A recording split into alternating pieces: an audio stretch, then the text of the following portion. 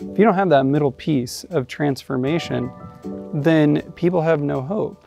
And so what are they going to do? They're going to try to normalize it. They're going to be like, throw their hands up in the air and say, well, I was just born this way, because they are not finding any kind of power in their life to work and transform them and deliver them and help them. When you're depressed, should you watch depressing movies? Find out on this episode of LED Live.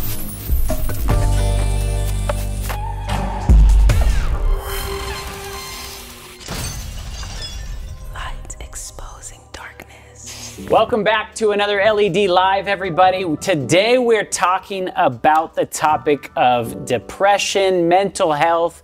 And you know, it's not every day that you get a chance to have a mental health specialist in the room. Mia Pyle, thank you for joining the conversation. Yes. She is a mental health consultant and... Yes, I'm also a coach, and I train people on how to recognize and respond to mental illness and what they can do to make sure a person is safe. And I think that this is a topic that we're gonna see a lot more of this need in this specific area.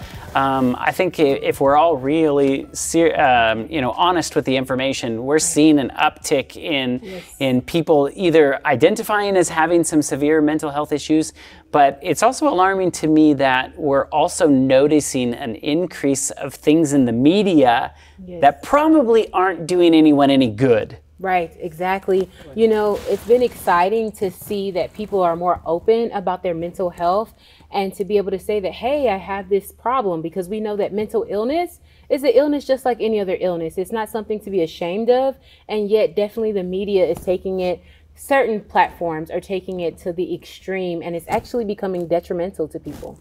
Yeah, and you know, I kind of look at it like, if you're depressed, maybe you feel better, like, or you feel like identifying with depressing movies. You know, if like you just got through a breakup, a lot of people talk about listening to music that's very like, depressing, Depeche Mode or something like that from our old school day and age, right? Right. And I know that, people that I've worked with, because I am a mental health coach and I really love to be in the coaching space.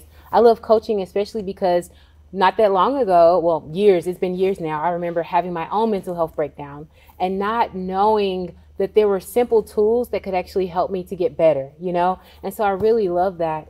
And it makes sense when a person wants to listen to, depressing music and things of that nature, because a lot of times we do not know how to express ourselves. And so that music is there to give us the words that we feel we cannot express, or to bring about that mood that we're in. And so it makes sense that we want to watch it, look at it, listen to it, whatever we can. We want people to hear how we're feeling. How can we get the feelings inside to the outside? So absolutely.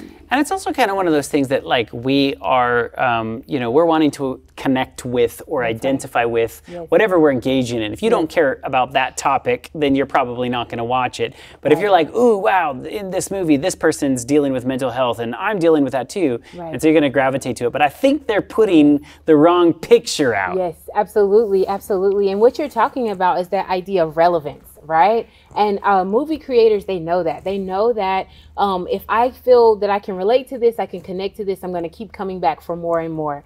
And it's interesting because a lot of these things can even become addictive, right? And so I know we're going to get into that. But definitely just the need to be aware of what's actually going on. We talked earlier about stigma. A lot of times when you talk about mental health, people are like, oh, if somebody says, I am battling with cancer, a lot of times people are going to bring you a casserole, right? They're going to bring you, they're going to check on you.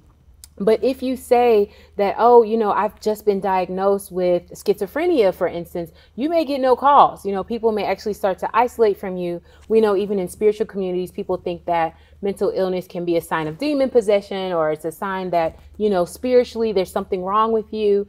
And so I think that media has tried to get rid of that.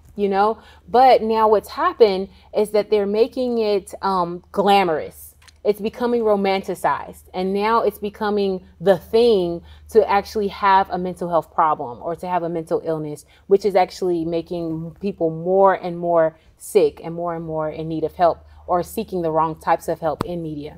So I'm glad you brought that up, because I have a couple of examples that I do want to show in that same vein. And this last, I think it's only been a couple of years now since the Joker movie came out. Right. And that was one that was praised for its dealing with mental illness, but did exactly what you were talking about.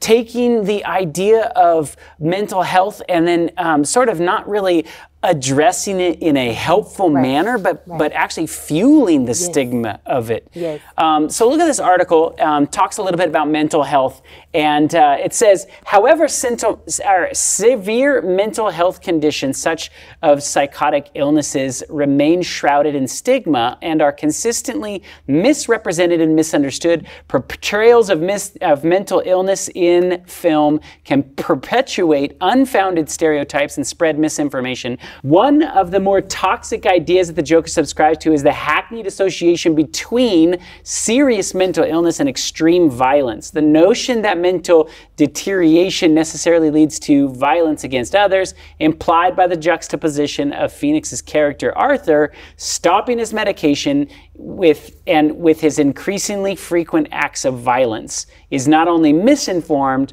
but further amplifies the stigma and fear. So I want to talk about that. That's huge, because remember, we are talking about relevance. And so one of the things that movies are doing, and you all do a great job talking about that, is how can this connect? And so we know that mental illness, like people hearing voices, people needing to, having hallucinations, that's a very small people in the population. Not very many. I think it's only like 2.1% of people actually experience this in the population. And yet, there are people that can connect with it, because most people have seen someone talking to themselves on the street, or this idea that a person stopped taking their medication, and so now they're experiencing different things. And so people can connect to that. But now the problem is the idea that this is so prevalent, and that it's so prevalent because the media has highlighted it. And the idea that mental illness will look just so, that this is how you're going to act, when in truth, that's very inflated, actually, and so it doesn't have to be like this is a really rare case that these things would happen, and yet it looks like, oh, it's common because of how it's being highlighted. And I think the danger of like looking at this particular character, especially kind of like thinking that, oh, well, if you have these kind of problems, like everybody's going to like gravitate to that. Right. I often wonder, does it plant seeds also in people's minds that are dealing with this, like, oh, well, this is what everybody does, so I'm going to act out in this way? Like, I know it's a not true understanding, but I also wonder if it kind of even works on that end of the spectrum as well. Well, I'm glad you brought that up, because when I think about role playing, role playing is actually supposed to be something very positive, in which a person learns how to change or modify their behaviors by role playing with another individual, or either having it modeled to them so they can know how to respond in a positive way. But often we see a flip a lot of times, and you see this in the media, where people are actually being modeled to on how to have aggressive behaviors, being modeled to on how to respond inappropriately, being modeled to on what their mental illness should look like. And so definitely this is coming up a lot, and there's so much research that is talking about it. Mayo Clinic has talked about it, Cleveland Clinic has talked about it, and so I'm so glad that we're having the discussion about that. Isn't that interesting that we're talking about modeling behavior in terms of helping like understand it or helping to do that, and we call these people role models all the time. I mean, like celebrities, every celebrity is going to tell you, like, I didn't want to be a role model, but I'm a role model. People watch what you do, and then they can't quite distinguish between fiction and reality, but you're modeling this behavior. Absolutely. And what can also happen is that you have people misdiagnosing themselves. You haven't gone to a professional to see what's going on. You may have some symptoms which could actually have another underlying cause, but now I'm seeing those symptoms portrayed in a media character, and I'm thinking, oh, this is what it's going to lead to, or this is what I'll become. So either one thing can happen where I decide not to get help or not to tell someone because I'm afraid, or I start to act like what I see because it's that pattern has been made in my brain that this is what this is to look like. I think the biggest problem that I see in all of this is no matter which way it goes, you really don't see the power of the gospel having an opportunity to play out. Wow. Because when you put it out there and people view it as normal. Right. And they see, okay, well, I have a mental illness, therefore this is the way I should act because the Joker act this way or some other character act this way. What about help? Right. What, and what is the gospel for? Right. You know, it's to transform the individual. Right. I was listening to my pastor this weekend recently, and he brought out a really great point, and that was, we're really good at the beginning and the end of what the gospel looks like, but that part in between. So what are we talking about? So in theological terms, we understand the justification part pretty well. We understand the glorification part pretty well. But in between is sanctification, that growing in Christ process, where you're actually going through those steps and Christ is delivering you, transforming you, and creating you into a new person. That part is largely being left out in whatever we see modeled in front of us. And that's what we need most. That is so powerful that you brought that out, because it makes me think about the scripture that says, by beholding we become changed, right? And when I think about sanctification, I actually think about psychological principles. Like I wholeheartedly believe that many of the things that we do in mental health, they're coming from the Bible. Some of them are definitely being, perverted. You know what I mean? But just even the idea of sanctification, that there's going to be a process that you go through by which your mind is renewed, being transformed by the renewing of your mind, and how God is going to model, and he's going to show you these different modifications that need to happen, how you need to respond, how you need to think, how you can come to the place of thinking in this way. And yet Hollywood and different social media platforms are taking that same principle, that same concept, and training you how to be, I don't know what a word for desanctified. I guess maybe that's it, to be desanctified. And now it's unfortunate because mental illness really is an illness just like any other illness, just like cancer, just like diabetes. And now Satan as an opportunist is coming in and using mental health to, I think it's like a backlash, even a backlash to the church. Sure. A backlash to the church where people have perhaps in their misinformation made people feel that, oh, I am demon possessed or I am spiritually inept because I have a mental illness, not understanding it. So now Hollywood as an opportunist comes in and says, hey, there's nothing wrong with you. You're normal to be like this, and you don't need to get help. You don't need the gospel or any other measure. You don't even need to go see a therapist or anything like that. Just be as you are and let people accept you. Yeah, it's the same, born this way kind of mentality that's pervasive throughout society. But I think the church in some ways is at fault. And I mean the church, Christianity as a whole. Right. You go throughout history, if they're not preaching the gospel in the right context, and what I mean by that is you have to have that middle piece. Right. If you don't have that middle piece of transformation, then people have no hope.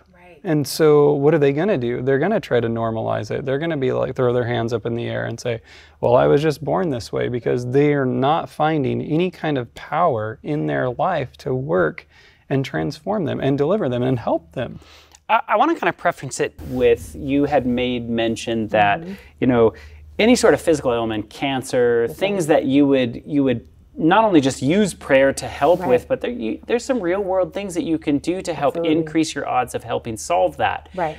Eat well, sunshine, fresh air, doing some physical things. I think mental health is the same. Like, it's a good thing to pray for it, but it's also, you need to do the work. See a coach, get some help. Those tools are there, and God has blessed us in this modern world that we live in with a lot of information about how the mind works and psychology and all those things. So I think you need to couple those kind of things together, and like you said, sanctification is the work in between. I think really to help with the mental health, there's work in between. Absolutely, and really that's what therapy is really all about. Therapy is about sanctification in a sense that the idea is that I may be believing lies. I'm believing lies about myself. I'm believing lies about God. This happened with Adam and Eve, right? And this whole idea of the controversy is God working out those lies that we've believed. It's the same thing in therapy. What lies do I believe that cause my behaviors to cause me to do things that are not for me, they're against me? But we also have the idea that born in sin, we're shaping in iniquity, right? And so no one gets to say that, you know, because I was born in sin, my the consequences of that are going to manifest this way.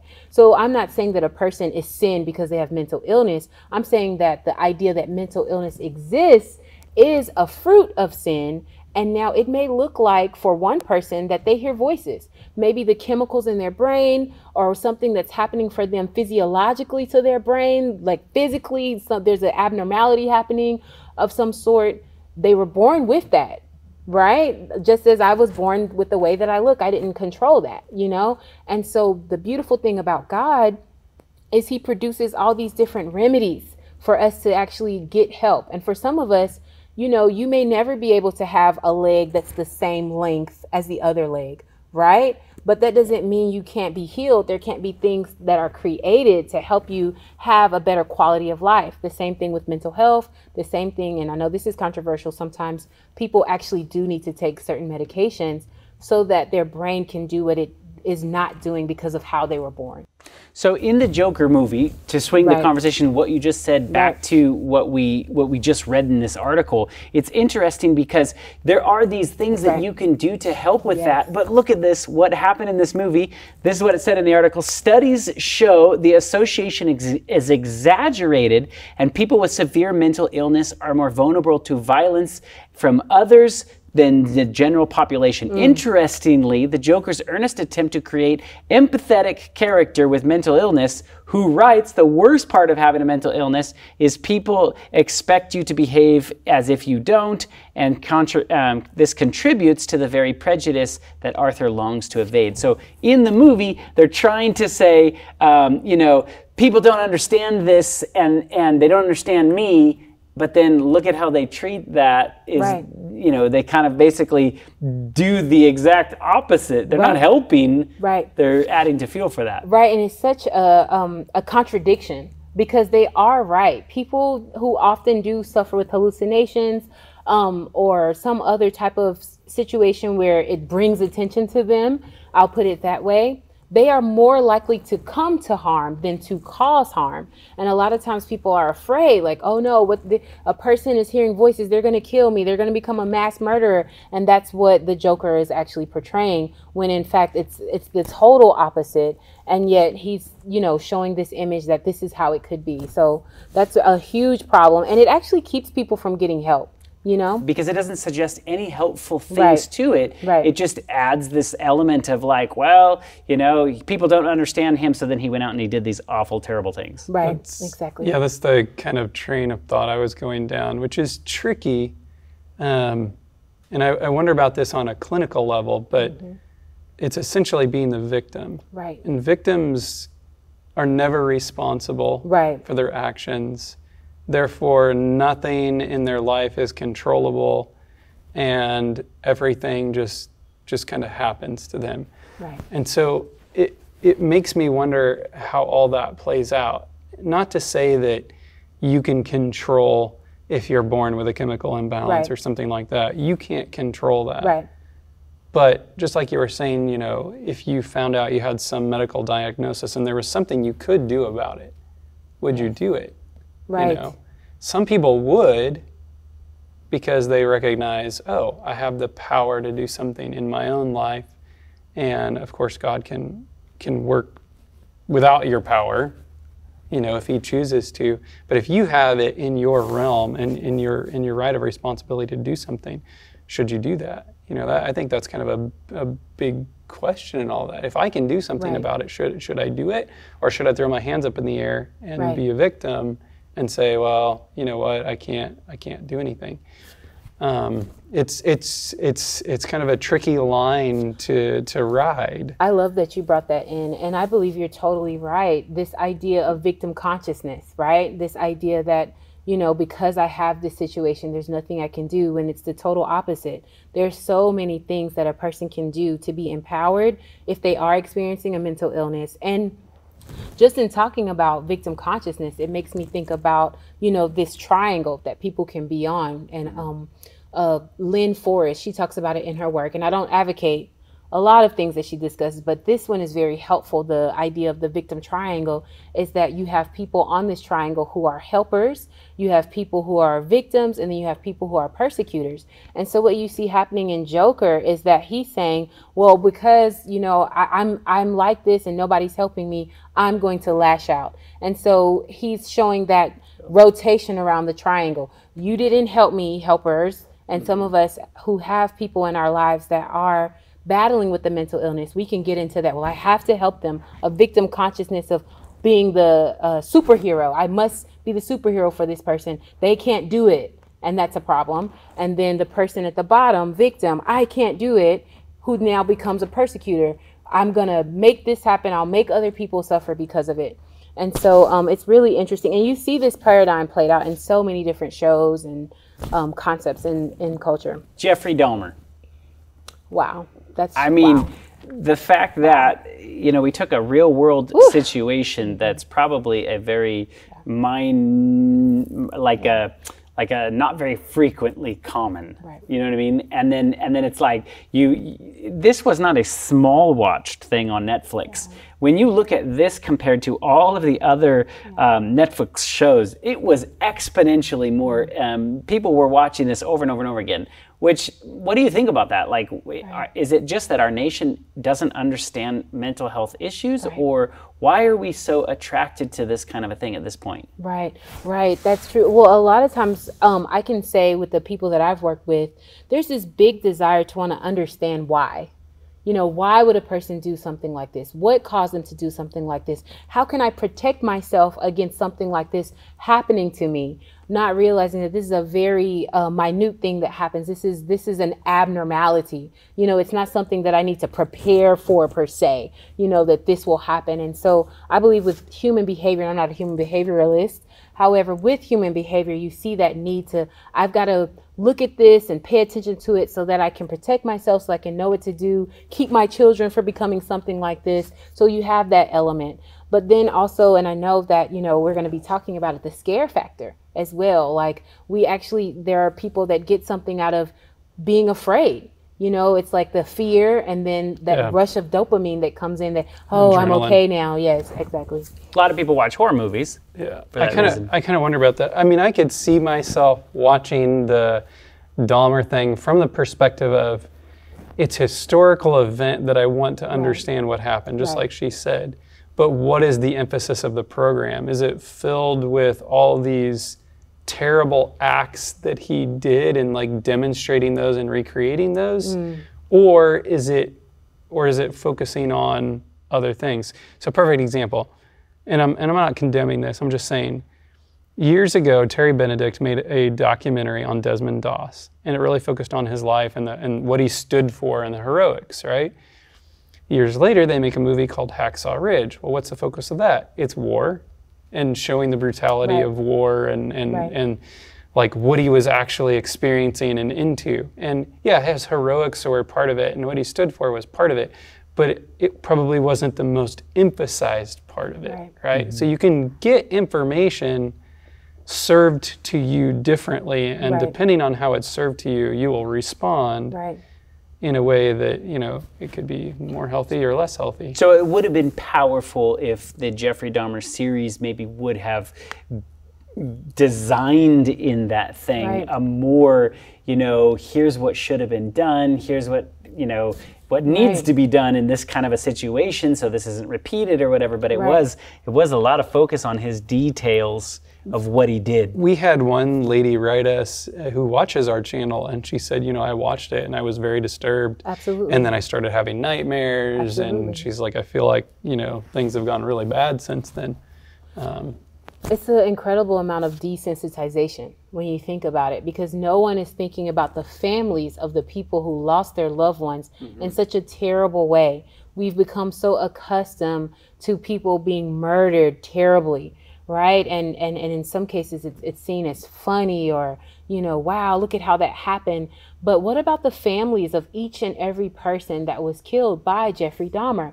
Like, to me, it would have been more tasteful to actually see the family members of the surviving people and how this impacted them, and how have they been able to survive since something like this has happened to their loved ones, and actually getting into the clinical reason why this would have happened, answering those questions that people have about this type of situation versus, you know, glorifying the gore and the mental illness of him and making it, you know, this thing that is very untasteful, very painful.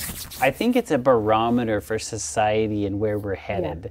I think our love for each other is really waxing cold, and I wonder if these things are contributing to, you know, sort of this desensitized view of when these things happen. It's every time we get exposed to this in a mighty way like this, in a cultural sense in our whole country or even the world, it's like you just next time it happens, it's going to be like, yeah, that was kind of like that other thing, and then you know, if that happens too many times, it's alarming where we could actually end up.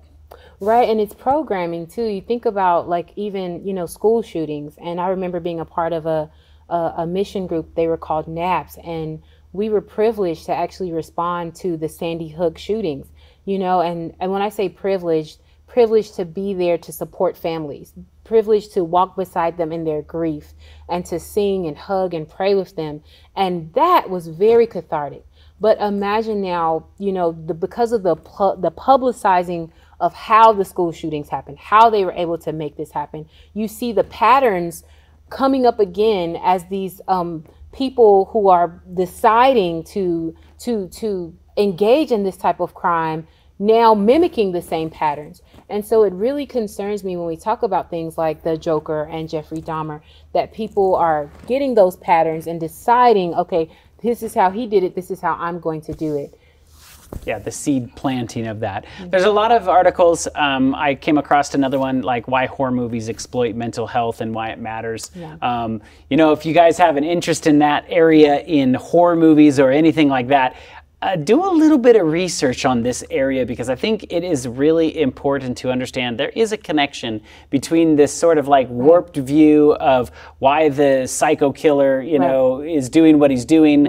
And I think it's really putting a bad image of there are people that really need help. We're not really, you know, putting any good ideas out there to actually really help them. There was another movie that came out that I want to mention that had a profound effect in mental health. That movie was called Avatar. I don't know if you've heard of this movie. It was one of the highest grossing films for a long time. And this movie was kind of interesting because once people started going and seeing it, they didn't just see it once. They went back again and again and again. So it wasn't necessarily something evil and people are getting murdered and those kind of focuses. This kind of really added another element of mental health issues where people were walking out of this movie going, man, my life is quite boring and I want to be back in this movie, and that was having a profound effect. Watch this this news clip and you'll see here a little bit about that. Oh, before we get to that, this is what CNN said. James Cameron's completely immersive, spectacular Avatar may have been a little too real for some who say they experienced depression and suicidal thoughts after seeing the film because they long to enjoy the beauty of the alien world of Pandora. So I think as we're seeing a mental decline in mental health in the population, the more that we see these fantastical, like unrealistic worlds or something like this, I mean, that potentially, I think, can add another element to this. Watch what the news said about this.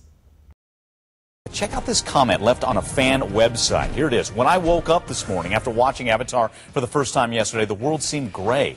It was like my whole life, everything I've done and worked for, lost its meaning. Lost its meaning after watching this movie? That's what's going on here. Call in. I want to hear from you. 1-877-TEL-HLN. Joining me, Joe Piazza, entertainment writer, CNN.com, also with us. Welcome back, our psychotherapist, Stacey Kaiser. Joe, you did some digging on this. How widespread is this phenomenon where people are feeling depressed? And I guess the way, in layman's terms, they see this movie, and especially if they see it in 3D, they're really feeling it, and then their world is not this, so that's what's leading to the depression, in a nutshell? It is, indeed, and I think the depression is widespread enough that it is an actual phenomenon. There were over 1,000 posts on how to deal with post-Avatar depression on one of the Avatar fan forums, and that's just one of many fan forums where people have gotten together to talk about how they felt, just like that one commenter said, very depressed. They felt like the world was gray and flat after waking up after seeing Avatar. Is the 3D effect that make it that much greater, make this world that much more enticing and appealing? Absolutely. I think you put on these glasses, and James Cameron's CGI effects are so good that you're actually transported onto the planet Pandora. So you take off the glasses, and there's a disconnect, and that's what's making people more depressed. Okay. So what do you think of that? Like it's not just horror movies, but it's actually putting these ideas out into society of these perfect worlds, perfect environments. That actually can have an effect. Right. And, you know, it's really interesting because, you know, we are faith-based people. We are Christians. And so we know we have heaven, right? And we are actually encouraged to think about heaven and meditate on heaven. We read about heaven in the Bible, and yet you don't hear people getting depressed. You hear people being encouraged, feeling strengthened to continue on. And yet the reason that this is happening for the people watching Avatar is, one, the brain knows no difference. So here you have the movies, and you all do really excellent work on this. So I don't have to go deep into it, but I love the work that you all have done about the prefrontal cortex and how it's being bypassed when you're watching a movie. And now your brain knows no difference. Your primitive brain is coming into effect, and it's taking all this information in without the ability for it to be processed in a proper way. And so a lot of times that's now what's being brought on, is that depression, because your brain wasn't allowed to process it and place it as it needs to. It just went straight in as a reality. When you're reading the Bible, what are you doing? You're processing, you're thinking, you are using your imagination. And your imagination is good. God gave it to us to help us to heal and to create plans and things of that nature. And yet this is a perversion of that power that you have, and then bringing in the 3D glasses just adds adds more to it. I think it's almost kind of like Santa Claus, if I can say this. Right. Like you have this character that you know is made up, right? And so I think the difference here is, like, in a faith-based situation, I actually really believe heaven is real. Yes. I mean, this is not something I'm walking away from this going, oh, wow, somebody made this up. And that depressing thought of, like, you know, I wish it was like that, but I know it's not. And I think in this type of situation, you've seen enough interviews with, you know, there's no Pandora. You know, these directors wrote this, got a dream, made this story up. And so I think most people are walking away from this going, I know this doesn't exist, but you just showed me a picture of something that was amazing. Yeah, absolutely. Absolutely. And it's really hard because, you know, your brain wants to make sense of it. It wants to know that, hey, I can experience this, but on that level it can't. Another element that I want to throw into this monkey wrench of being influenced by media is it isn't just movies. We've kind of done some work with digging into social media, the impact that social media has, even YouTube. This is this generation's entertainment form, really. In fact, you talk to any young kid. I had a conversation with a kid this weekend, and I was showing some examples of some movie clips, and we were talking about the spiritual aspects, and he was like, I don't really watch movies anymore. And then he named off, I was like, well, what do you watch? He's like, I spend hours and hours on YouTube. So this is very alarming to me. We've made YouTube stars out of people that are putting damaging even examples out into the world. One of them I came across was this Cooney girl who is, I mean, she is lookingly very unhealthy. But she has millions of followers. What do you think of this? Well, this is really serious. I mean, you know, she talks about, you know, being thin and dangerously thin and what you need to do to become thin and look like her and the best types of clothes to be like her. And, you know, I'm not here to diagnose. That's not my realm. However, just looking at the signs and symptoms, which I am to see, is that, you know, this person is battling with something. She is definitely struggling, and yet it's being glamorized, right? And that's the issue, because now as she's gathering all these followers, it's being normalized that this is how you should look. This is good body image. This is healthy for you. This is what you are to do. And even they have something, as we were, discussing this, they're talking about how mental disorders are glamorized by social media.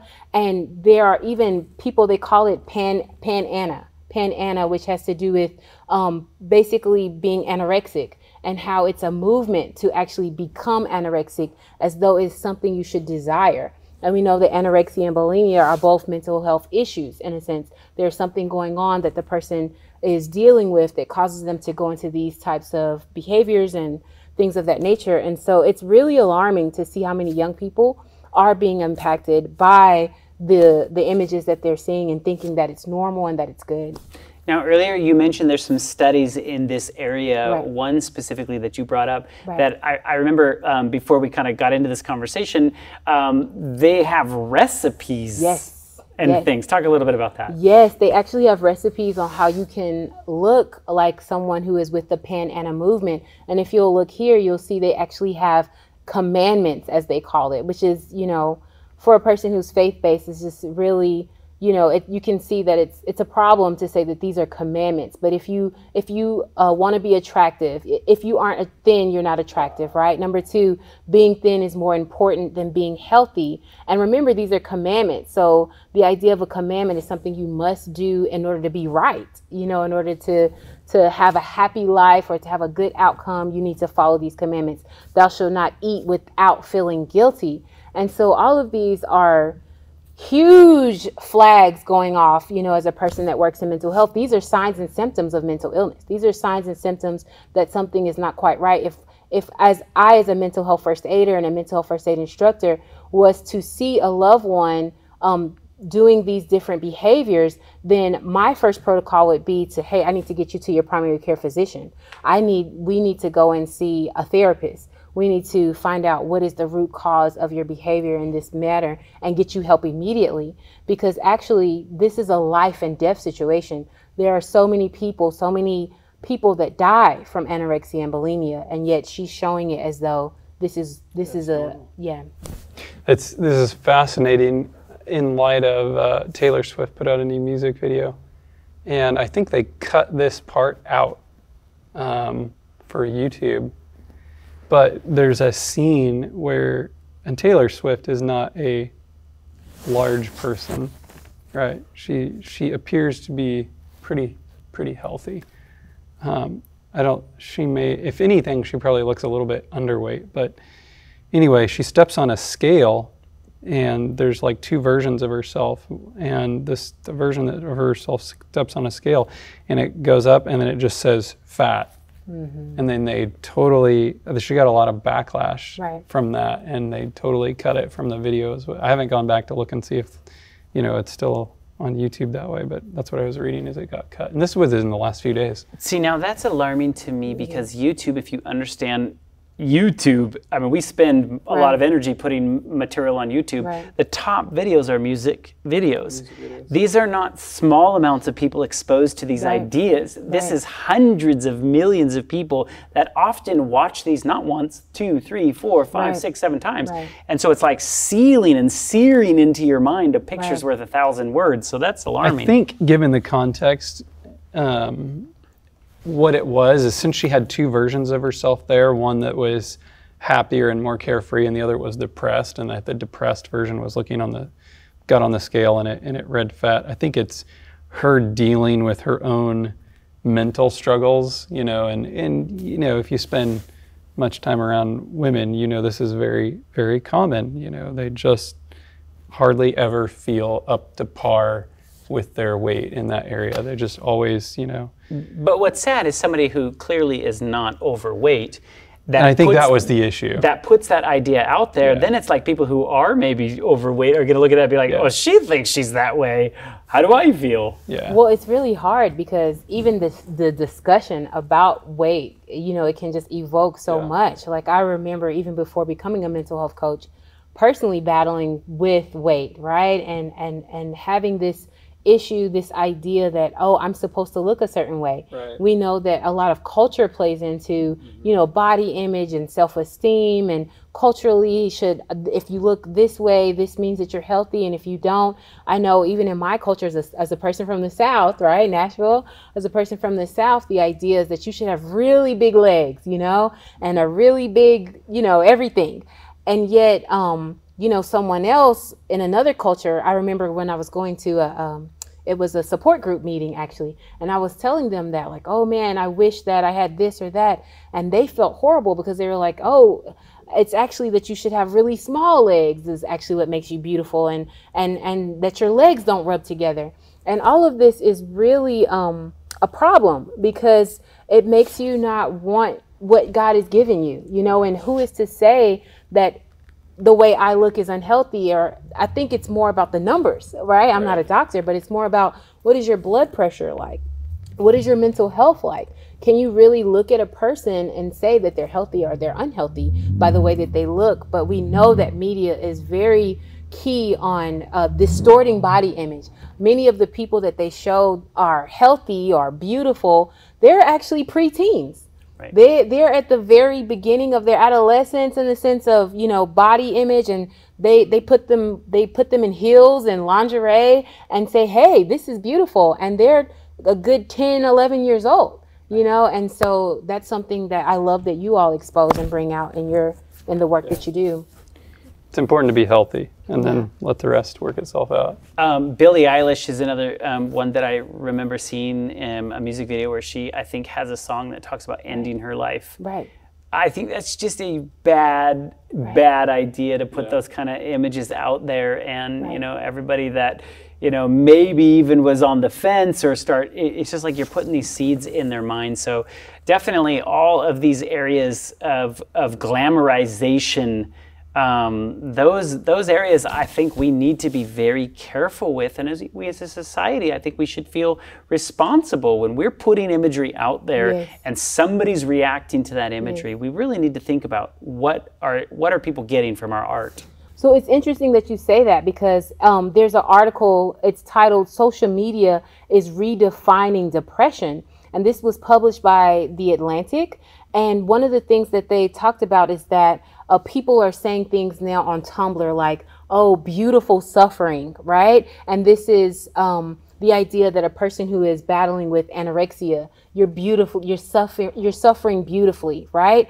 And they even talk about it's okay. There's a hashtag that was going around saying, so it's okay for you to hurt me, but I can't hurt myself. And this is glamorizing suicide in the sense that, oh, you're powerful to be able to take your own life, right? Other people are hurting you, so you should be able to take your own life. Even things like, I want to die a lovely death, right? And this is like romanticizing suicide and self-harm, and people are thinking of it in this way.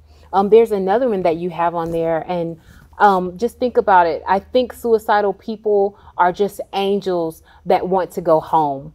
Like, when you think about that, it's basically saying that it's okay for you to want to end your life. You're an angel, and you know what? If you come to this conclusion, go ahead and do that.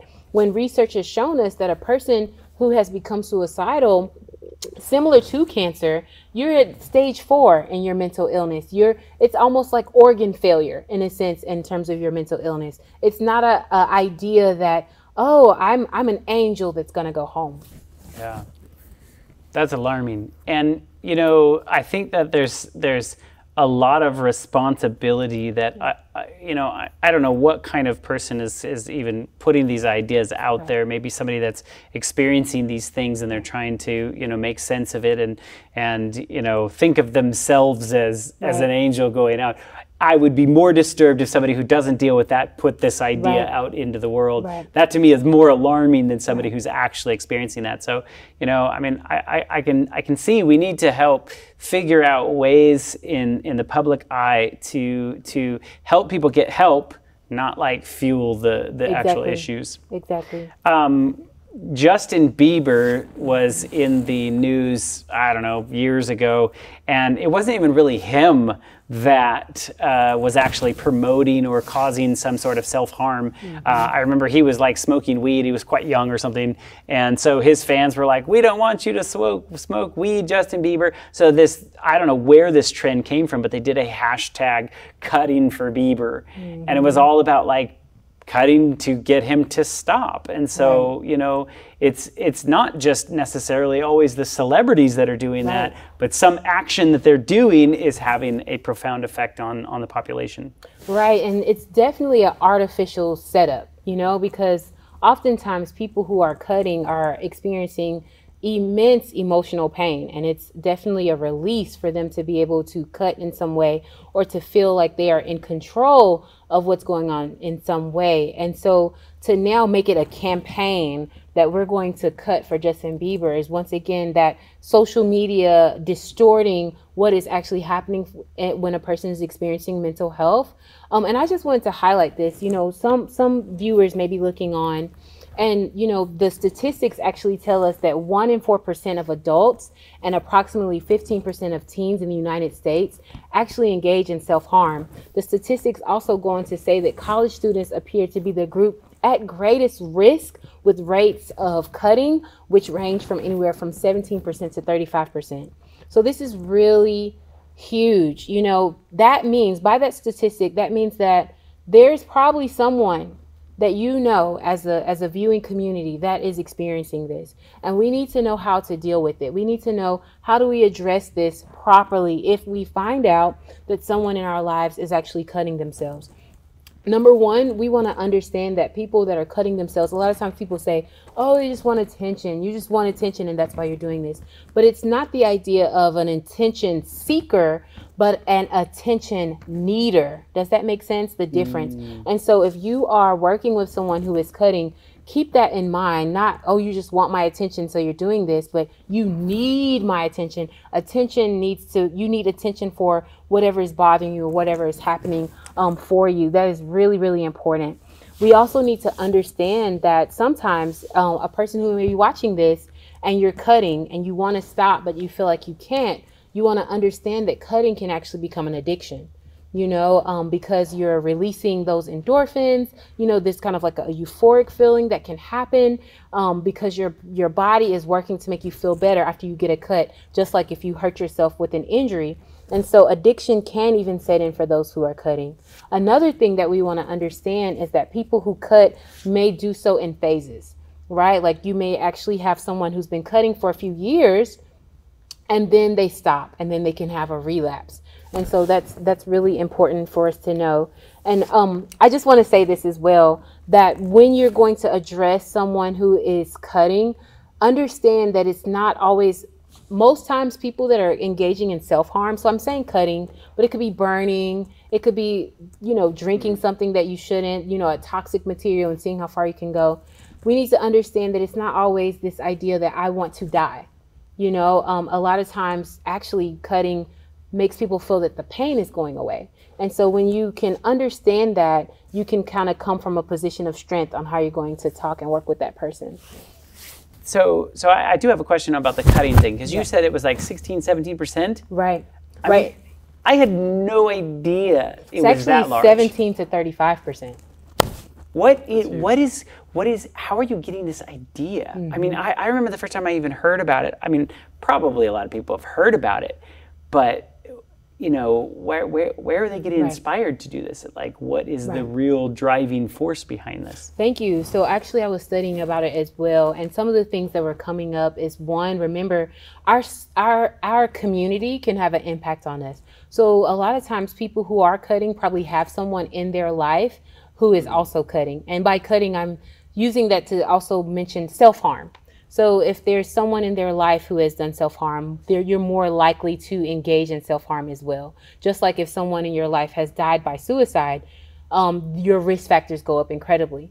Another thing is we think about our social media, right? A lot of times we're talking to people who are interested in the same types of information.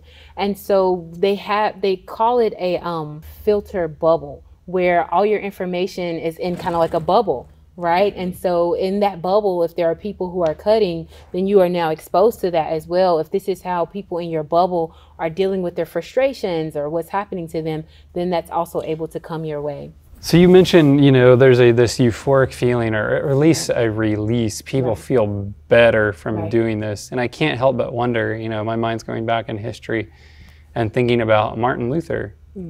Before he discovered what justification by faith was, he was inflicting self-harm upon himself. And I was, kind of struck with that thought. It's like, we don't probably tend to think of it that way, but he was, making himself go through things, whether it be lashes or, climbing steps a certain way. And it's just fascinating to think that, here he is in a religious context, searching to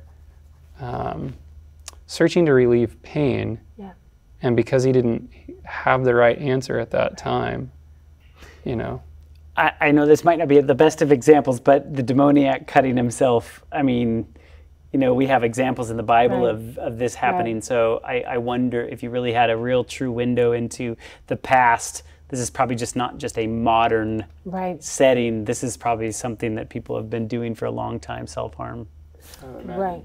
And I want to just bring this up. It's important to remember that a person that may be engaging in self-harm, it does not mean that this person is demon possessed, right? Good point. And so this man was the demoniac. He was suffering from mental anguish, emotional turmoil, and a lot of times the things that people are going through, you can't see it. You can't look at me and say, my heart is broken, I'm grieving. And so being able to have that mark for some people that do self-harm, it kind of gives them a relief that at least there's evidence that I'm in pain because no one else can see it or it's hidden, And another thing, I think it's huge that you brought up, Martin Luther was not possessed when he was doing all these different things. He had a concept of God, those lies believed that we talked about earlier. And this statistic didn't say, secular college students are doing this. This said college students. And so we know that there are people who love God with all their heart, but they don't have the tools. They don't know about that they can actually do a brain detox. They don't know that there are things that they can do that can actually relieve their symptoms. And they don't have access to those things, maybe because of stigma, right? Or what will people think, which is also stigma, and they may not tell anyone because of that to get the tools that they need. And so they may continue engaging in that behavior. So kind of circling back to where we were at the beginning of the show, it was a proper understanding of theology that actually helped Martin Luther get past that. Because once he understood the role of Christ in his life, then he stopped doing self-harm. That's right. He had a different, he had the only healthy solution, you might say. And so it's just fascinating, what you think. I've been wanting to ask you, I would imagine you have you read the book, Telling Yourself the Truth? I haven't actually. I have not read that. Okay, great resource. I'm going to look into since it. We're talking about resources towards please. the end of this show, it's written by a Christian counselor, and he really talks about how we tell ourselves so many lies. And I read this book with my wife. It's actually, if I remember right, it's a required reading or a highly suggested reading for Dr. Nedley's Depression and Anxiety Recovery Program. So we read it together to better understand our own, mental health struggles, if you will. And it's amazing how many lies we go around telling ourselves. And what's, one of the reasons we're interested in it is we have a child at home that does the same thing, and we're constantly having to remind them, no, you're loved, you're valuable, the things that you're saying are not true, they don't have any foundation in anything. And but it really... Can I say, I think, I have nothing to substantiate this on, but I think sometimes God allows these situations for you to witness that you can take a step back and observe it in somebody else and be like, oh, wow, I mean, I'm constantly awed as well with things that my children do that I'm just like, I think I have a problem with that, you know?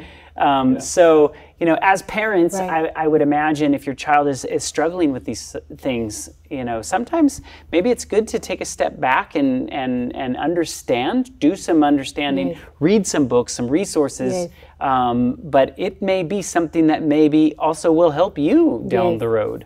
And I want to say, you know, this is so powerful that you're bringing that up. As parents, I think one thing that can be really helpful to us is to take the air out of the bubble, like deflate that this is a issue and this is a problem, and the idea that there's something wrong with you, because this is what Satan said to Eve in the Garden of Eden, right? He gave her the impression that she didn't have something that she already had, right? That she was less than, that she was not enough, right? And this can really happen for us as parents. You know, we see some of the flaws and issues that are in us, in our children, right? And we're like, oh, that, you know. But another thing, you know, when we think about the idea of telling ourselves lies, these cognitive distortions, I like to let the people I know that I work with know, like, hey, normalize it on this plane. Everybody has cognitive distortions. Everyone has lies in their mind that are there. It's a part of our human condition. And there's so many things coming at us from the media that are training us to have lies believed, which is why we have to do therapeutic things like having devotion and prayer and mental health exercises that allow us to step back and see that, oh, I can't believe that I believe this. Like, one simple one is jumping to conclusions. How many people have you had a conversation with that jump to conclusions? How many people think that, how many people do you know that mind read, right? They think that, oh, I know what you're thinking because you made that face, you know, and now we create this whole story around it, you know. How many people disqualify the positive? There's something amazing about them, and yet they're disqualifying all the positive things about them. And this is just a few, you know, I'm actually naming my own cognitive distortions. Those are things that now that I recognize the lies and the patterns, I can now, when I get into a situation, I can have positive self-talk, and I can talk to God about it. I can say, when I say positive self-talk, not just, you know, oh, I'm so good and wonderful. No. Right. Positive self-talk in the sense that I can say, okay, Mia, you are actually jumping to conclusions. You don't know what Scott is thinking, you know, or positive self-talk. God says, I'm fearfully and wonderfully made. Right. He says that, you know, I have this treasure in earthen vessels, that the excellency of the power may be of him and not of me, which means he knows I'm earthen. I don't have to present as though perfect and everything's just all right. He's the one that has the perfection, and he's going to grow me into that perfection, if that makes sense. That's sanctification. It's a powerful thought, because we, or society in general, wants us to have this self-worth, right? But worth defined by self isn't really worth a whole lot. It's only worth that's defined by Christ that's worth anything. And so where we draw our worth from is hugely important. You know, and I don't think there's a better source than drawing it from Christ. You know, and you want to know what you're worth? Look at what the price that he paid. You know, he gave his son and gave all of heaven. And so that really tells us a lot. We don't have to look any further than that to know where it is that our self-worth is. But you did one of the things that this book brings out, and it was really talking about Scripture and how Scripture really reinforces the truth, because it's God's Word.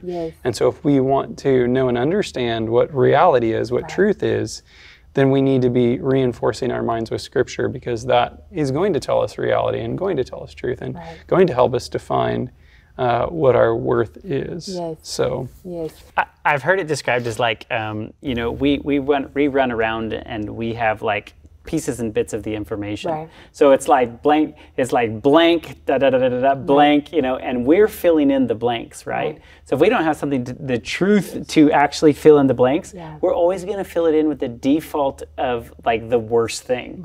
So, you know, it's like, you gotta get it from the source, because they're giving you the answers to why these things are the way that they are. And just the last thing I will say is truth filtered through the right lens, because a lot of times people read the Bible and you're reading the Bible, but you feel more condemned, right? You actually feel more condemned, and that's because of lies believed about God. You know, Satan is always, he specializes in using the word against you. And so for those people that may be watching, sometimes you're like, well, I'm reading the Bible and I actually feel worse. I feel like a filthy, rotten sinner and I'm just disgusting. And I feel like I'm going to be the people who are lost. If you're coming to that conclusion, know that Satan is distorting. He's causing you to read and hear and see the Bible from the wrong lens, from the wrong viewpoint, because everything that God is saying in his word, even when he's correcting us, even when he's showing us our sins and showing us where we fall short, it's from a lens of love. And I'm going to help you. I'm going to empower you if you will choose ye this day. You know, if you will allow me to change you, I can do it.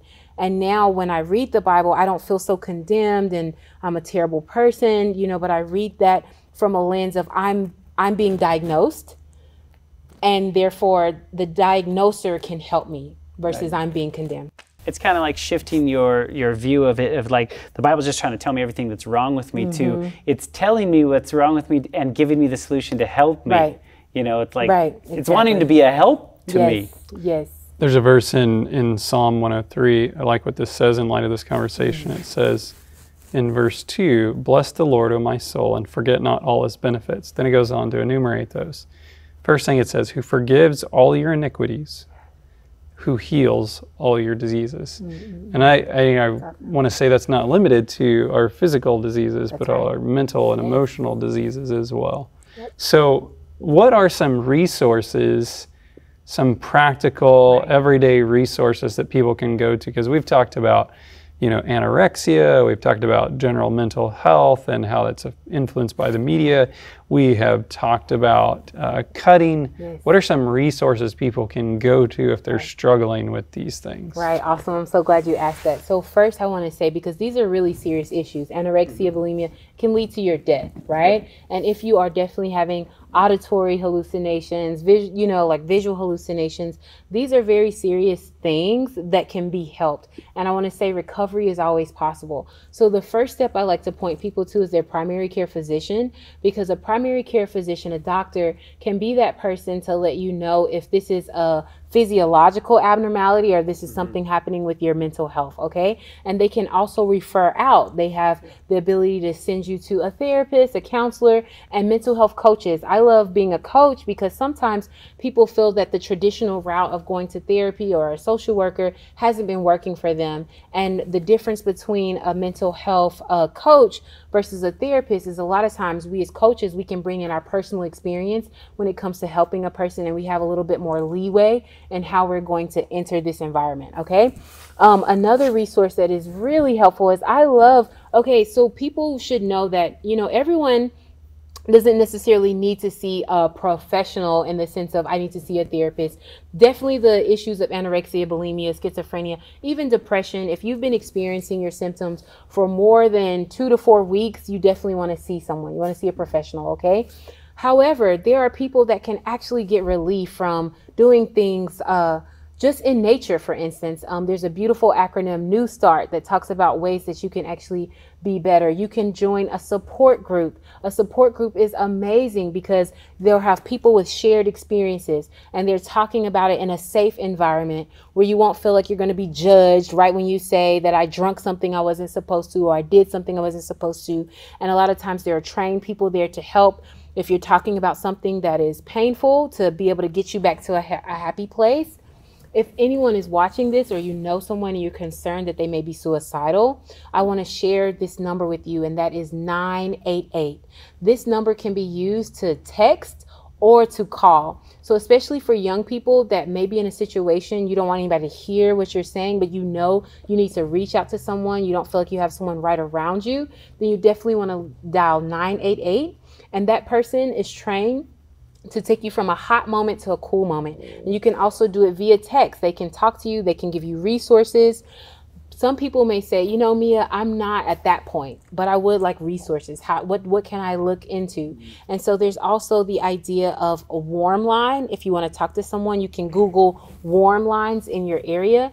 And the warm lines know that, okay, I'm not suicidal, but I do need help. And so I've used all of those personally and been able to be helped and go on with my day.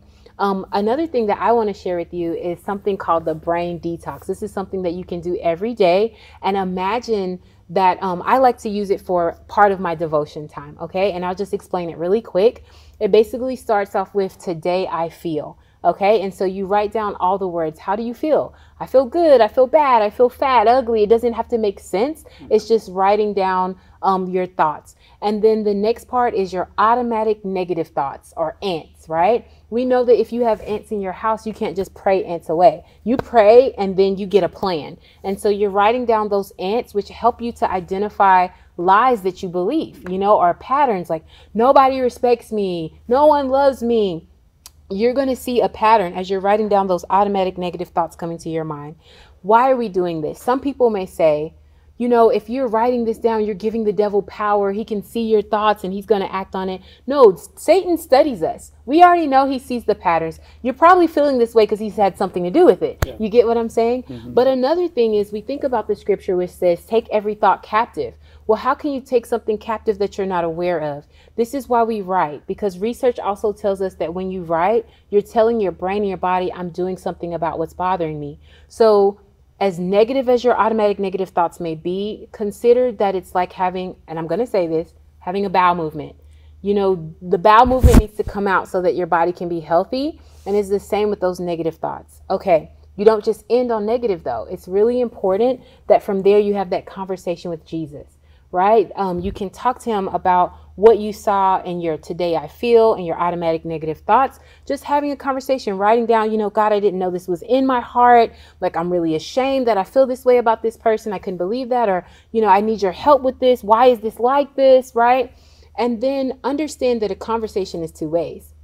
We're not just writing and not thinking that God's not going to answer us. He will. He'll send a friend to call you, or he'll bring a Bible verse to your mind, or you'll see a sign somewhere that's God is speaking to you, he's letting you know that he cares. And then always we end with praise. We always want to say, what are 5 things we're thankful for?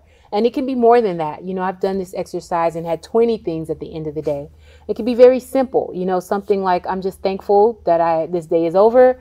Sorry, I hate to interrupt, but we're really out of time. We really need to close it. Okay, we're wrapping it up. And so being able to just end with praise and be thankful. What are 5 things you can be thankful for? This can be really helpful. You can find it at our website, painunwasted.org. We have a free brain detox on there for you. You can use it there. Mia, you are a wealth of information. I feel like we could sit here for hours and hours. Okay. And, we are literally blessed by the information that you're giving to us, not only in a practical sense, but I know that you've struggled with some of these things personally. So it's like, what better of a person to deal with it than somebody that's been through it? Yep. If you guys want to check out Mia's website, get a hold of you, look more into your information, where can they find you? Yes, you can find us at painunwasted.org. That's painunwasted.org. We'll put the link in the description below. But thank you guys for watching and tuning in on this week's LED Live. And we hope that you were blessed by this information. Remember, God loves you. We love you. That's why we're putting this information out to you. We want to hear your thoughts. If you like this video, please give it a thumbs up. That helps more people see it. And our goal of doing this information is getting this information to the people that need to see it. So if you want to share this information with somebody, please feel free to just send them a link. That can be a form of a ministry. And thank you so much for supporting us in your prayers and your thoughts. If you want to jump on, check out our Patreon. That helps us produce more shows like this. And as always, if you have more ideas for us or things you want us to cover in the future, we want to hear about it. So please communicate with us. Look up our ministry on Facebook, Little Light Studios, and we hope that you were blessed. We'll see you next week.